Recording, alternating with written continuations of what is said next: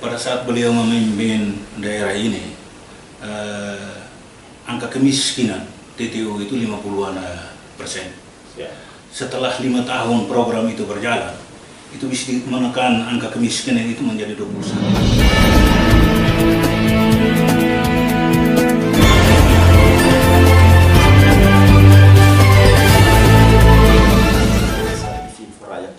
Saat ini Anda berada, sebagaimana setiap perbincangan saya sampaikan bahwa pembangunan ini adalah tugas dari setiap pihak ke pihak.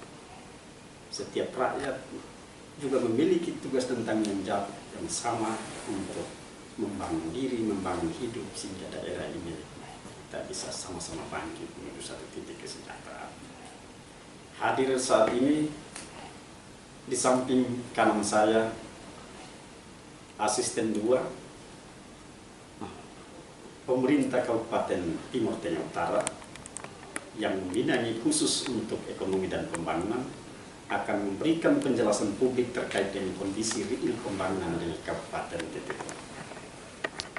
Selamat pagi Bapak. Selamat pagi. Selamat pagi. Salam sehat selalu. Salam sehat. Sehat. Baik Bapak, kita tahu bahwa Kabupaten TTU juga merupakan salah satu kabupaten yang berbatasan langsung dengan negara tetangga, negara Timor Leste. Tentunya dalam kaitan pembangunan real, baik itu fisik, infrastruktur ataupun sumber daya manusia, kita ini adalah ujung tombak untuk negara NKRI. Kita hadir sebagai salah satu daerah representan untuk Republik, sehingga tentunya kita akan dituntut untuk bagaimana merubah wajah kota ini dan segala struktur pembangunannya itu harus tampil sedikit berubah. Ya, selama ini Bapak mereka ditugaskan langsung dan hidup dengan rakyat di TTU, tentunya juga rakyat perlu tahu tentang kinerja kita, tentang apa yang telah kita lakukan. Suara Bapak Asisten 2, saya persilahkan. Ya. Jadi terima kasih. Jadi tentunya pembangunan yang dilaksanakan oleh pemerintah daerah Kabupaten TTU itu didasarkan pada RPJMD Bupati, Wakil Bupati, 5 periode. Dalam RPJMD Bupati, Wakil Bupati Timur Tengah Utara 2016-2021 ada kegiatan-kegiatan prioritas yang menjadi perhatian pemerintah daerah, yaitu infrastruktur, yang kedua pendidikan kesehatan, yang ketiga perumahan rakyat layak huni dan pertanian masyarakat. TTU kita tahu bersama bahwa berbatasan dengan Timor Leste, dan tentunya wajah Indonesia ada di wajah Kabupaten Timor Tengah Utara. Dan sesuai keputusan Menteri Dalam Negeri, sebenarnya TTU sudah keluar dari daerah tertinggal, daerah termiskin, dan itu tentunya berkat kerjasama dari berbagai pihak komponen masyarakat yang ada di Kabupaten Timor Tengah Utara. Tahun ini sebenarnya ada beberapa kegiatan yang memang dipacu untuk bisa menyelesaikan RPJMD Bupati Wakil Bupati Timur Tengah Utara 2016-2021, tetapi karena COVID maka anggaran itu dialihkan untuk penanggulangan tantangan COVID, dan baru kembali pada saat disesuaikan kembali pada saat perubahan anggaran, tetapi itu tentunya tidak terlalu signifikan. Mengapa 2 tahun terakhir ini anggaran itu dipacu untuk mencapai target RPJMD Bupati, karena memang tahun depan ini merupakan tahun terakhir kepemimpinan Bupati, Wakil Bupati Timur Tengah Utara periode 2016-2021, sehingga memang anggaran itu dipacu untuk pencapaian RPJMD Bupati dan Wakil Bupati Timur Tengah Utara. Dan salah satu kegiatan yang cukup cukup menonjol adalah program berarti bedah rumah tidak layak huni. tahun ini disediakan sekitar 150-an 50 miliar untuk menuntaskan program berarti ini, dan ada sekitar 60-an desa yang menerima bantuan ini untuk bedah rumah tidak layak huni yang sementara ini dilaksanakan oleh masyarakat. Progresnya untuk tahap pertama itu sekitar 50-an persen, dan setelah perubahan ada penambahan 41 kepala keluarga, 41 desa yang menerima bantuan manfaat ini. Sehingga kita harapkan nanti setelah akhir tahun ini, kita harapkan program ini juga akan progresnya akan semakin bagus ya. Di lain sisi, kita tahu bersama bahwa tahun lalu curah hujan sangat-sangat minim di Kabupaten TTU, dan pemerintah daerah berupaya untuk menanggulangi kekeringan ini dengan berbagai cara. Salah satunya itu adalah pembangunan embung resapan untuk bisa nanti menampung air hujan yang turun. Lalu air hujan yang turun ini bisa dimanfaatkan oleh masyarakat, dan jangka panjangnya adalah diharapkan dengan adanya embung resapan ini akan muncul sumber-sumber mata air baru.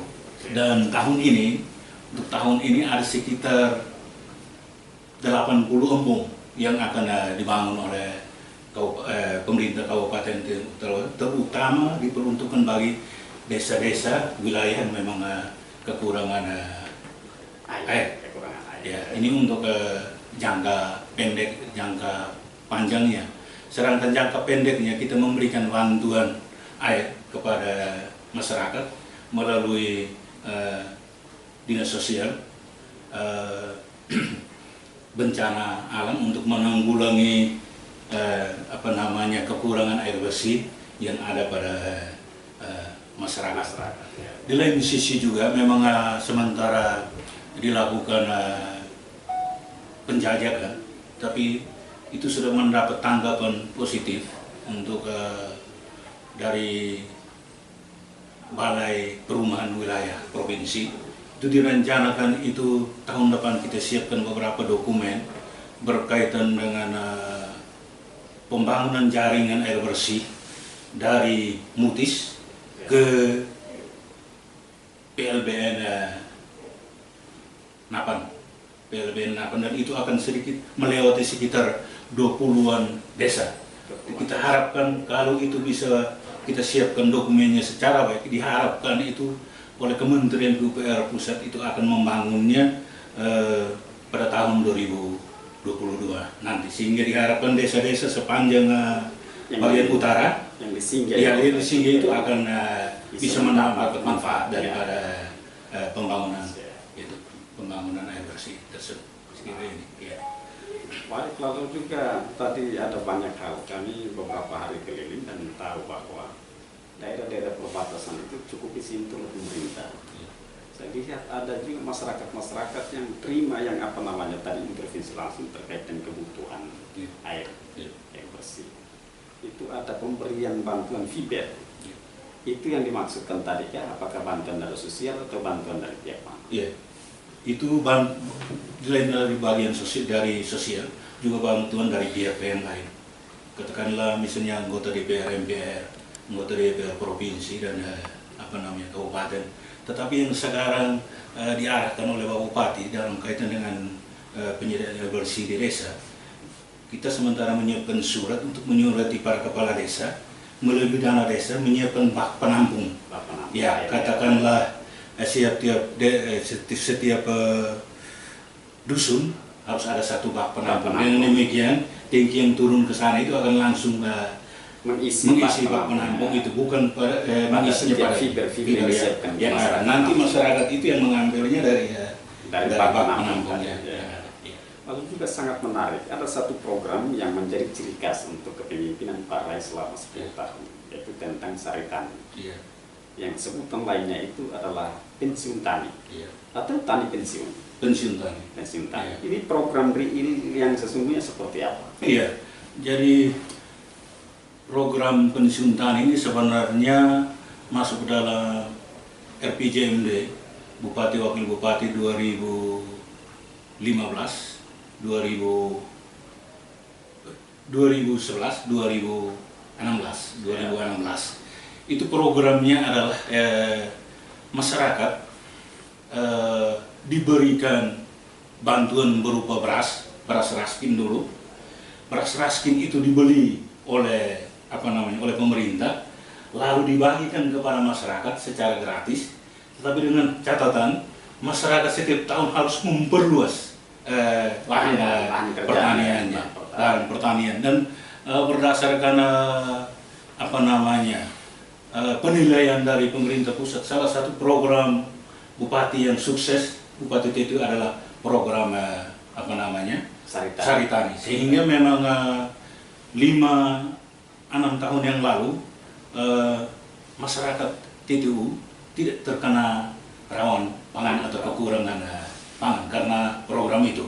Dan itu intervensi langsung dari pemerintah kabupaten. Dan itu termasuk program yang cukup berhasil pada saat kepemimpinan pertama Bupati dan Wakil Bupati. Ya. Lalu selain program itu juga pernah diwacanakan TTU ini akan membangun semacam satu simbol besar, yaitu salib yang tertinggi di Indonesia, tidak salah. Ya. Itu progresnya seperti apa? Ya. Jadi itu sebenarnya pada RPJMD 2016-2021 salah satu program Bupati adalah membangun salib Kristus Raja tertinggi di Indonesia. Direncanakan waktu itu sekitar 50-an meter, tetapi karena ada beberapa kendala, terutama berkaitan dengan hal yang sangat teknis, sehingga memang itu tidak dilaksanakan sampai dengan saat ini, dan itu tidak mungkin lagi dilaksanakan karena kemimpinan beliau sudah akan berakhir Februari 2021. Ya. Lalu juga tentunya juga masih banyak hal, banyak hal bahwa memang kita TTU ini dari segi fisik penataan kota, kita dari tahun ke tahun sepertinya ada semacam stagnan, tidak ada perubahan. Orang sampai bertanya di mana letak kota Kefah sesungguhnya. Apakah memang penataan kota itu masuk juga dalam salah satu program kerja Bupati yang sedang berjalan ini, atau seperti apa? Kota Kefah itu merupakan ibu kota kabupaten.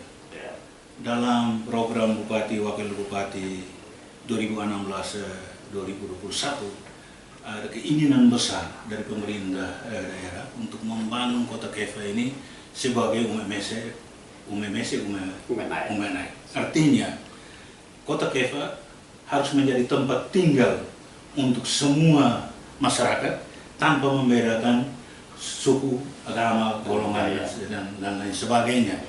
Dan masyarakat harus merasa memiliki kota ini sebagai kota yang menghidupi dirinya untuk berkembang ke depan.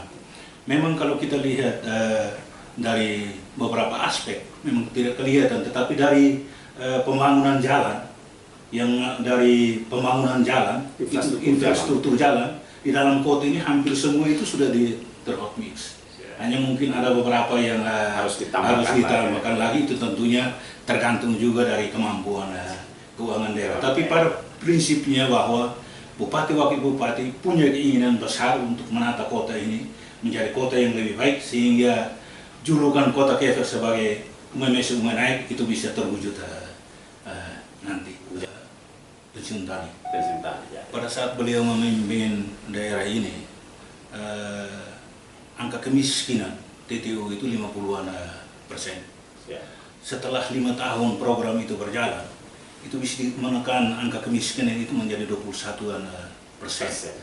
Sehingga beliau menindaklanjuti program itu melalui program berarti Bedah Rumah Tidak Layak Huni di mana ada 6 indikator kemiskinan yang ada dalam rumah itu. Rumahnya tidak dari seng miskin, rumahnya tidak berlistrik miskin, rumahnya dari tanah miskin, rumahnya dari bebek miskin, dan ada satu lagi, luas rumahnya kalau tidak mencapai 3 kali itu disebut miskin.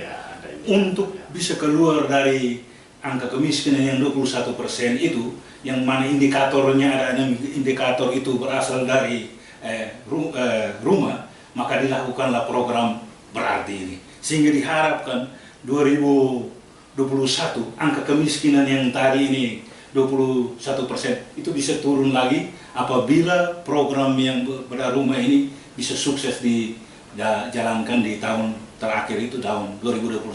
Dan kita berharap itu bisa kita lakukan secara baik. Saya kira itu saya tambahkan. Saudara pemirsa, tentunya dialog singkat ini membawa pembaharuan dan perubahan khusus untuk informasi pembangunan di NTT seluruhnya dan titik khususnya. Bagaimana kita tahu bahwa hakikat pembangunan itu sesungguhnya tanggung jawab dari setiap kita. Pemerintah menyiapkan regulasi dan kita ini adalah pelaku-pelaku. Mari kita bergandeng tangan. Kita sekata membangun negeri ini dari hati. Tentunya apa yang kita harapkan suatu saat kita akan terima atau raih sebagaimana yang kita maksudkan. Atas perhatian diucapkan terima kasih. Salam sehat. Salam sehat.